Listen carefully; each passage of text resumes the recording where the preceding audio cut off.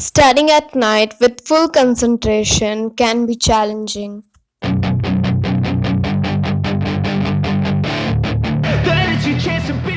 Hello everyone.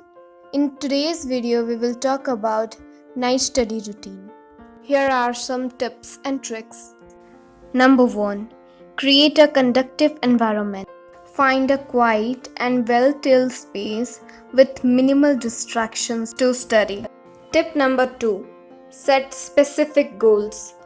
Break down your study sessions into smaller, manageable tasks and set clear goals for what you want to accomplish.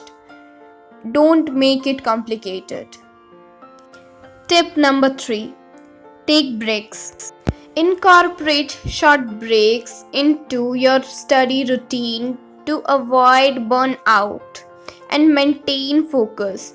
Use technique like Pomodoro Technique, 25 minutes of focused work followed by a 5-minute breaks. Number 4. Stay hydrated and eat light dinner. Keep yourself hydrated and energized. Eat light dinners to sustain your concentration level at night. And the fifth and the last, get enough sleep. Getting enough sleep also mandatory to improve your productivity. That's it for today's video.